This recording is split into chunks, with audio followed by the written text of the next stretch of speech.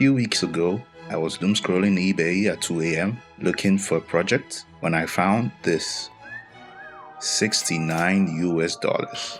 Nice. But there's a catch.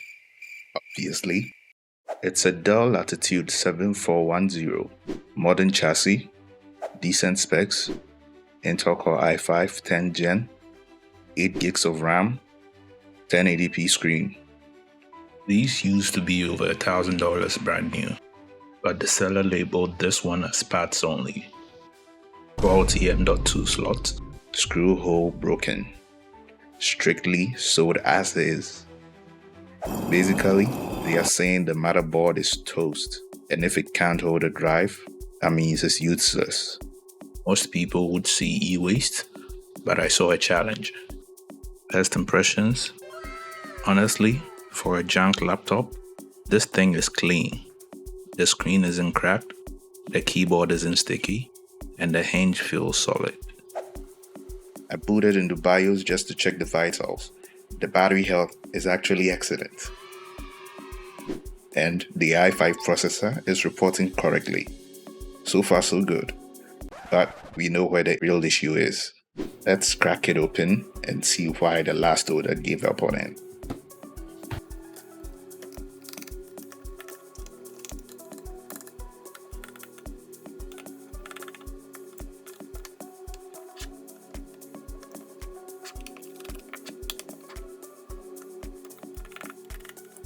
I immediately saw this nasty residue right near the M.2 slot. I thought, great, water damage. That's usually a death sentence. But looking closer, that's not corrosion. That's superglue. Turns out, the screw mount for the SSD had ripped off the motherboard, and instead of fixing it properly, the previous owner tried to superglue their drive in place. It obviously failed. The drive popped out and they sold it. I tried to be professional about it. I grabbed some 99% isopropyl alcohol to try and dissolve the glue residue without melting layers of the motherboard. But this glue is ancient. It was rock hard. I didn't want to scrape too aggressively and destroy layers of the motherboard. I had to abandon the cleaning plan. If we can't screw it down, we shouldn't glue it down. We stick it down. I'm using some heavy-duty double-sided tape for that. The goal is to keep the SSD flat so the pins make contact. It's not the prettiest fix in the world, but if it holds, it holds. I slotted in my SATA SSD, taped it down, pressed the power button, and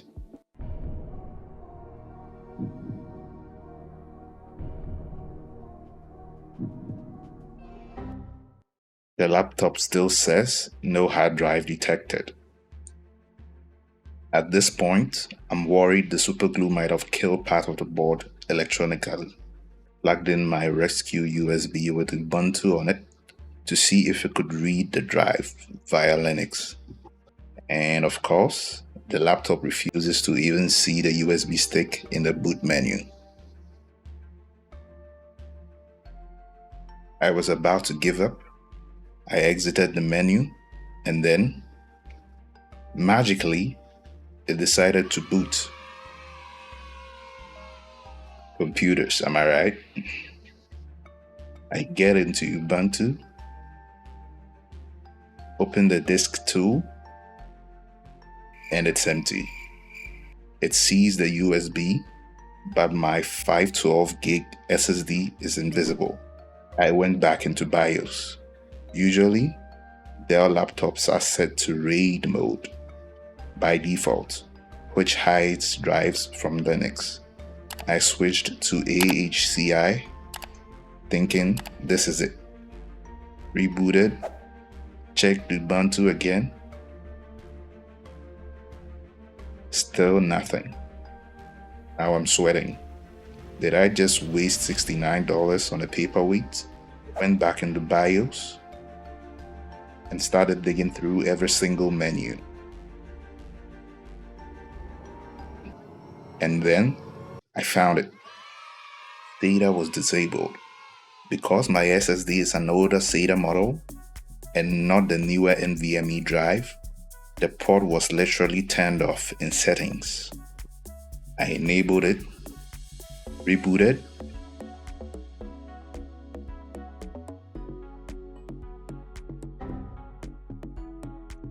but that's a good error. It means it's trying to look for something. One last check in Ubuntu, and there it is. 512 gigs ready for action. The port works.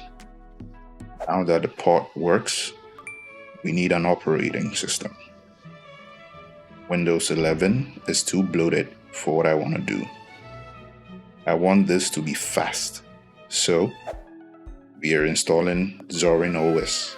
Zorin is great because it looks very similar to Windows, so the learning curve is tiny, but it runs much lighter. I'm using Ventoid to make the Zorin OS ISO bootable. Select Zorin OS, boot it in normal mode, and select the first install option. Now the installation begins.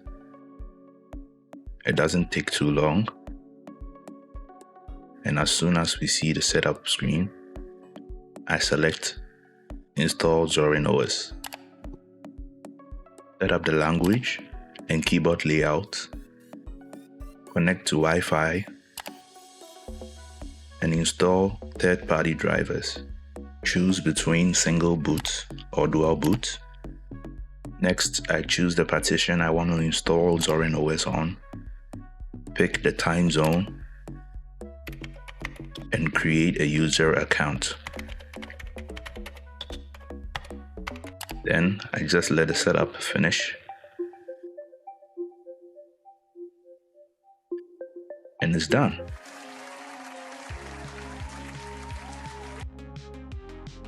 Now it reboots. So let's log in. Type in your password. And here's the finished product. A boot time of a few seconds, a crisp 1080p display, and a fully functional operating system. So, let's do the math. Laptop, $69. Fix, free. OS, free. Seller thought this was parts only because of a broken screw and a failed glue experiment. But with a little patience and a BIOS tweak, we turned the UAs to a daily driver. I noticed the fans were ramping up earlier, so I popped the heatsink off. The factory paste was dry and crusty. A fresh dot of thermal paste is the cheapest way to extend the life of an old laptop. Closed it up and we are done. Enjoyed seeing this rescue? Hit that like button. It really helps the channel since I'm just starting out. I've got more repair projects coming, so subscribe if you want to see what we fixed next. Thanks for watching.